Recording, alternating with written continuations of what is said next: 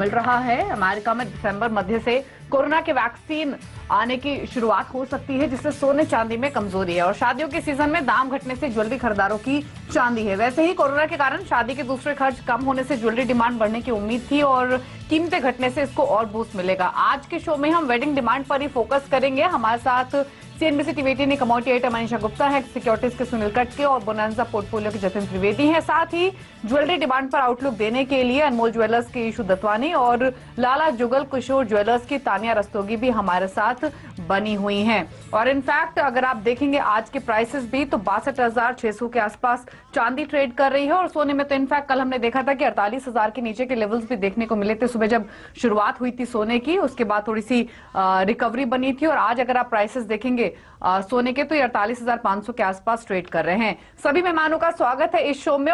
लेकिन अब बात यहाँ पर मेटल्स की करेंगे, क्योंकि यहाँ पर एक तरफा बढ़त हमने कॉपर और एल्यूमिनियम के भावों में आते हुए देखी है। जतिन, आप कैसे देखते हैं पूरे बेस मेटल सेक्टर को? और जहां तक डॉलर की बात है जो 2.5 साल के लोज पर है, उसका भी काफी हद तक फायदा हमने यहाँ पर मेटल्स को उठाते हुए देखा है। Very good morning Manisha ji. Yes, metals में आकर हमने देखा है कि काफी हद तक एक आउट परफॉर्मेंस रहा है पिछले 2-3 महीनों में। अगर हम देख लें तो सभी सेक्टर्स कमोडिटीज के अंदर जो है वो बेस मेटल ने आउट परफॉर्मेंस दिखाया है, इंक्लूडिंग कॉपर, जिंक, निकल प्राइसेस। अब यहाँ पर जो स्ट्रेटेजी है, कहीं ना कहीं थोड़ी बहुत एग्जॉशन लेवल्स जो है थोड़ी बहुत रह सकते हैं। अगर पोजिशनली किसी को व्यू लेना है तो यस, कॉपर के अंदर थोड़ा बहुत इंट्रैक्शन दिख रहा है। 600-605 का जो एक जोन है, बहुत स्ट्रॉन्ग रेजिस्टेंस जोन दिख रहा हुआ है। एक्सटेंशन लेवल जो है वहां पर बन रहा है मेरा। तो मेरी एडवाइस यही रहेगी कि 595, 594 के आसपास के लेवल्स मिलते हैं तब वहां पर सेल साइड की अपॉर्चुनिटीज बनेगी। नीचे में 570, 575 के लेवल्स जो है उसके लिए वेट कीजिए। अगर किसी को लॉन्ग पोजीशन लेनी है तो जल्दबाजी मत कीजिए। थोड़ा बहुत करेक्शन जो है वो ड्यू है, प्रॉफिट बुकिंग कह सकते हैं इसको। तो 570, 575 के लेवल्स मिलते हैं, उसके बाद री एंट्री लीजिए कॉपर प्राइसेस के अंदर। एल्यूमिनियम और लीड के प्राइसेस के अंदर थोड़ा कॉन्ट्रा व्यू है, कंटिन्यूएशन जो है वो दिख रहा है उसके अंदर। तो जब तक 158 के लेवल्स होल्ड कर रहे हैं लीड के अंदर तब तक होल्ड कीजिए, और एल्यूमिनियम के अंदर जब तक 164 के लेवल्स बरकरार हैं तब तक उसको भी होल्ड कीजिए। अगर लॉन्ग पोजीशंस हैं तो फ्रेश पोजीशंस भी बना सकते हैं।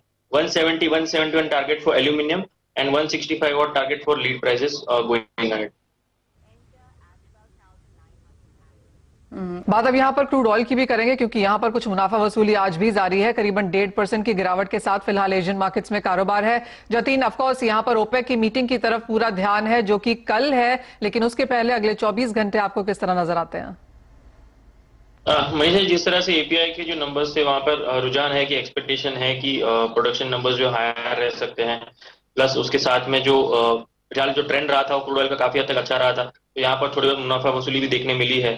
3400 के लेवल्स जो स्ट्रांगली एक रेजिस्टेंस प्ले करते हुए आ रहे हैं, लेकिन उसी के साथ में मैं देख रहा हूँ कि 3200 का जो लेवल है वो कहीं ना कहीं बेस प्ले है, सपोर्ट जोन है।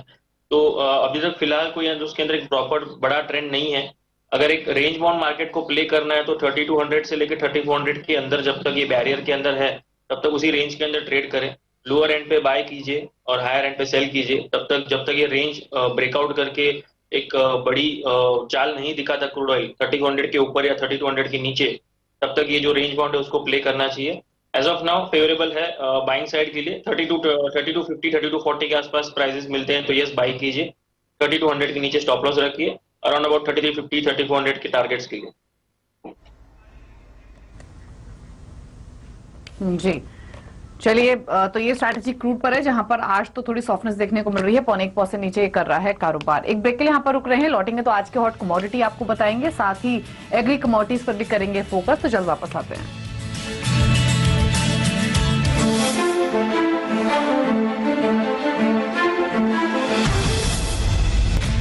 आप देख रहे हैं कमोडिटी राउंडअप और यहां से सीधे रुक करेंगे आज के हॉट कमोडिटी का।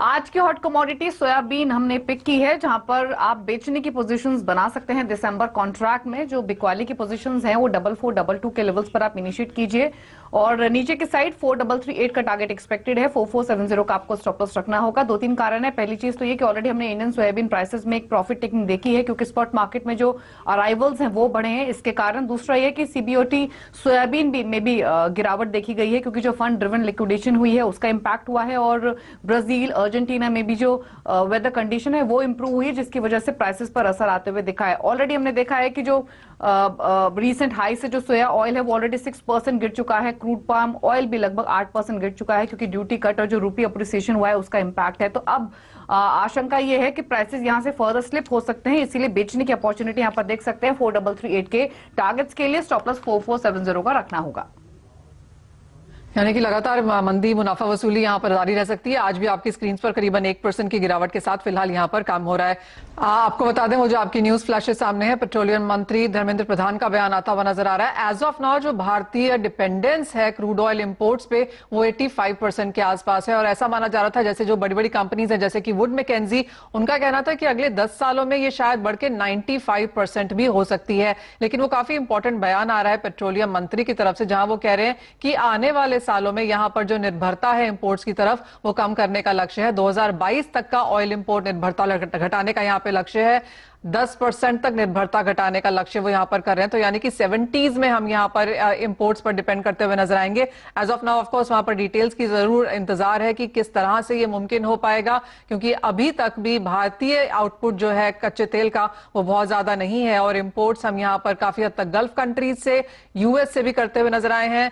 ईरान, इराक और सऊदी अरेबिया हमारे ऑफकोर्स सबसे बड़े यहां पर एक्सपोर्टर्स हैं। तो 10% तक का इंपोर्ट निर्भरता घटाने का लक्ष्य वहां पर मंत्री जी ने रखा है, और अगले 2 सालों में वो रखने की बात की जा रही है। लेकिन कैसे किया जाएगा उसके बारे में ऑफकोर्स यहां पर डिटेल्स का इंतजार है। जी, तो ये व्यूज हैं इस खबर पर। हालांकि अगर क्रूड की बात करें तो यहाँ पर अभी भी 3262 के आसपास तक के लेवल्स देखने को मिल रहे हैं, और जो स्ट्रैटेजी हमारे एक्सपर्ट्स की वो बेचने की ही है इन स्तरों से। चलिए, शुक्रिया जतिन और सुनील, आप दोनों का ही शो का हिस्सा बनने के लिए और सभी कमोडिटीज पर अपनी स्ट्रैटेजीज हमारे व्यूअर्स को बताने के लिए। तो इसी के साथ मुझे और मनीषा जी को दीजिए इजाजत। ब्रेक के उस पार आप देख सकते हैं फ्यूचर एक्सप्रेस। नमस्कार।